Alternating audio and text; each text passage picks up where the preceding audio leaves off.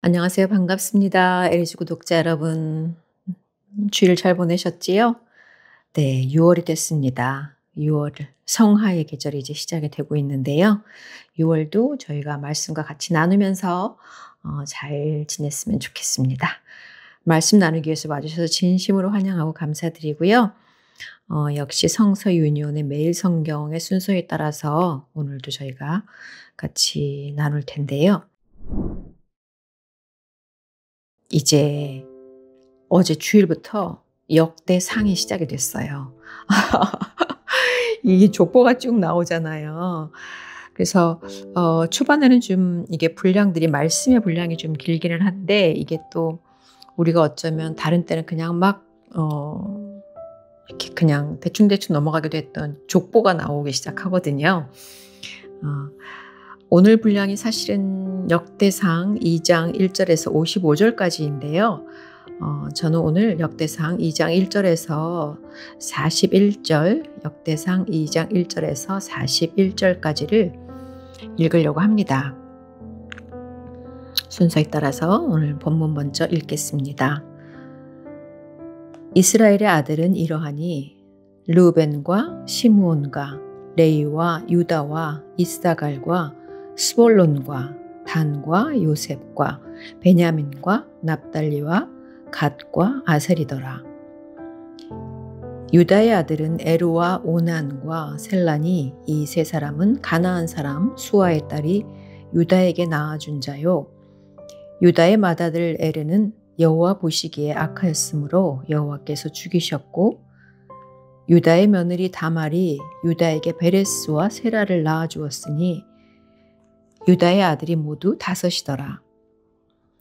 베레스의 아들은 헤스론과 하물이요, 세라의 아들은 시므리와 에단과 헤만과 갈골과 다란이 모두 5사람이요.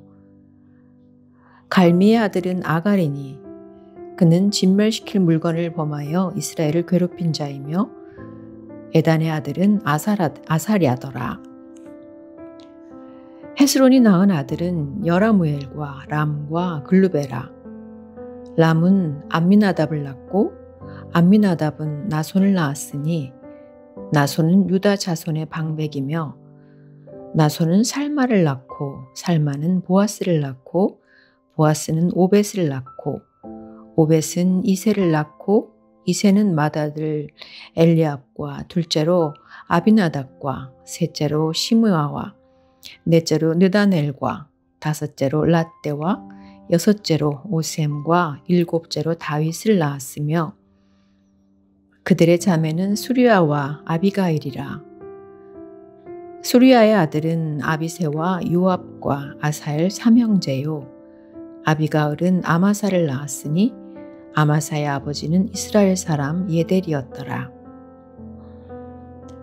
헤스론의 아들 갈렙이 그의 아내 아수바와 여리옷에게서 아들을 낳았으니 그가 낳은 아들들은 예셀과 소박과 아르돈이며, 아수바가 죽은 후에 갈렙이 또 에브랏에게 장가들었더니 에브랏이 그에게 훌을 낳아주었고, 훌은 우리를 낳고 우리는 부살레를 낳았더라.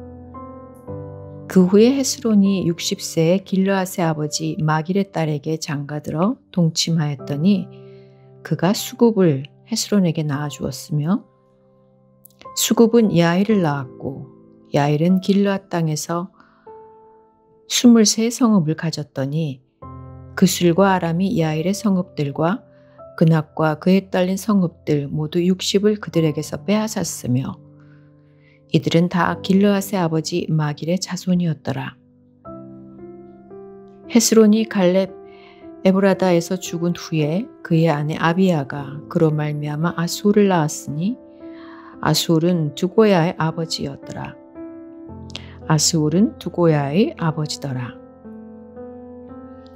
헤스론의 맏아들 여라무엘의 아들은 맏아들 람과 그 다음 분하와 오렌과 오셈과 아히야이며, 여라무엘이 다른 아내가 있었으니 이름은 아다라라. 그는 오남의 어머니더라. 여라무엘의 맏아들 람의 아들은 마아스와 야민과 에겔이요. 오남의 아들들은 삼메와 야다요. 삼메의 아들은 나답과 아비술이며 아비술의 아내의 이름은 아비하일이라. 아비하일이 아반과 몰릿을 그에게 낳아주었으며 나답의 아들들은 셀렛과 아빠임이라.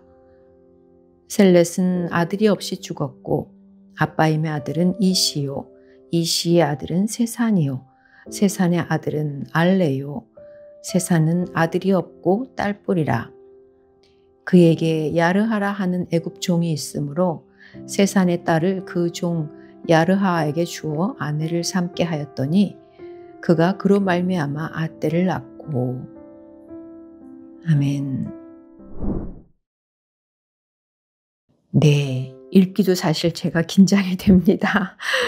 아는 이름도 있고 사실 잘 모르는 이름도 있고 이렇게 유다의 자손과 다윗의 가계 그리고 헤스론의 자손과 여라무엘의 자손까지가 오늘 말씀에 있었습니다. 해설을 볼 텐데요. 먼저 해설의 큰 주제는 유다를 넘어 다윗까지입니다. 아담부터 시작한 족보는 이스라엘의 12아들에게로 이릅니다. 저자는 유다의 가계를 가장 먼저 소개하면서 다윗의 선조인 헤스론의 계보를 상세히 기록합니다. 본문 해설 보겠습니다. 먼저 하나님은 어떤 분입니까? 1절에서 4절 말씀을 보면요. 인간이 만든 난관을 돌파하여 구원을 이루십니다. 이스라엘의 12아들은 4명의 어머니에게서 태어나는 비극을 품고 있습니다. 그중 장자의 명분을 이어받은 유다도 본처가 아닌 며느리 다말에게서 난 아들로 후사를 잇는 아픔을 겪습니다. 대를 이은 비극적인 가족사에도 불구하고 하나님의 구원 계획은 변하지 않습니다. 구원은 사람의 어떠함이 아니라 하나님의 전적인 은혜로 말미암기 때문입니다. 그리고 18절에서 24절 말씀을 보면 믿음의 사람에게 영향력을 갖게 하십니다. 헤스론의 아들 갈렙에 대해서는 특별한 치적이 언급되지 않았습니다. 하지만 그의 후손 중에는 각 시대에 영향력을 끼친 인물이 즐비합니다. 당대에 나타나지 않아도 믿음을 지킨 사람을 통해 하나님은 반드시 일하십니다. 눈에 보이는 결과에 상관없이 나를 통해 일하신 하나님을 신뢰하고 있습니까? 그렇다면 우리에게 주시는 교훈은 무엇일까요? 5절에서 17절 말씀을 보면 혈통과 믿음이 항상 정비례하는 것은 아닙니다. 헤스론의 자손 아간이죠. 아갈은 여리고성 함락 시 하나님의 명령에 불순종해 전리품을 취했습니다. 그로 인해 이스라엘은 전쟁에서 패배하고 형제에게 죄를 물어 처형해야 하는 괴로움을 겪었습니다. 후에 그가 묻힌 장소는 괴로움의 골짜기가 되었습니다. 신앙 가문에 태어났다는 것, 교회에 출석한다는 것 말고 나의 구원과 믿음을 증명하는 삶이 있습니까? 그리고 25절에서 41절 말씀을 보면 문제 해결보다 하나님의 뜻이 우선입니다. 여라무엘의 후손 중 셀렛과 예델은 아들이 없이 죽었습니다. 그리고 세산도 딸만 낳아 후사를 이을 아들이 없었습니다. 이때 세산은 당시 자기가 신뢰하던 애굽 종을 사위로 맞아 그를 통해 후사를 잇도록 하였습니다.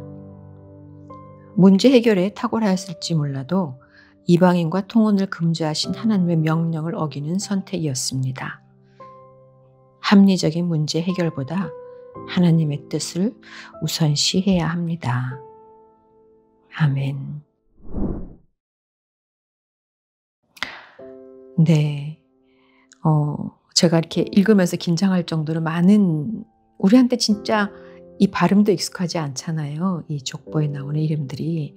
우리가 뭐 잘 아는 인물들도 있지만 또 잘 모르는 인물들도 쭉 나오긴 해요.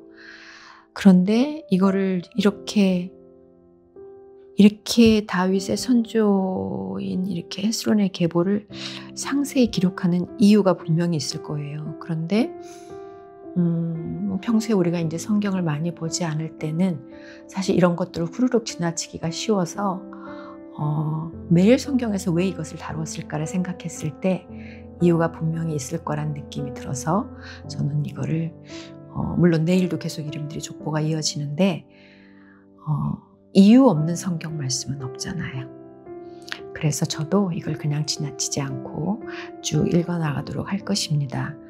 그리고 이 해설, 본문 해설의 뒷부분에 있었던 것처럼 이런 그 족보들이 지나오면서 그들이 뭐 딸만 있었을 때 세손 같은 경우는 이제 종을 사위로 맞아서 후사를 잇게 하잖아요. 그런데 하나님께서 이방인하고 통혼하지 말라고 했는데 그거를 거스르기 시작했던 거죠. 이렇게 족보를 쭉 읽어보 내려가다 보면 하나님께서 하지 말라고 했던 거, 그것들을 통해서 이 다음에 어떻게 되는가를 우리한테 쭉 보여주시는 것 같아요. 살면서 우리가 많은 문제들을 만날 수 있겠지만 그 문제를 해결하려고 하는 것보다는 나를 통해 일하신 하나님의 뜻을 우선시하며 살게 하는 그거를 우리가 정말 잘 직시하고 그걸 잘 따라야겠다라는 마음이 제가 오늘 쭉 말씀을 나누면서 많이 들었습니다. 그래서 오늘의 기도 제목 역시 문제 해결보다 나를 통해 일하신 하나님의 뜻을 우선시하며 살게 하소서입니다. 이렇게 하나님의 뜻을 우선하며 살아가는 저와 여러분이 됐으면 좋겠습니다. 오늘도 말씀 나눠주셔서 감사드리고 전 또 내일 말씀 들고 다시 오겠습니다. 여러분 사랑하고 축복합니다.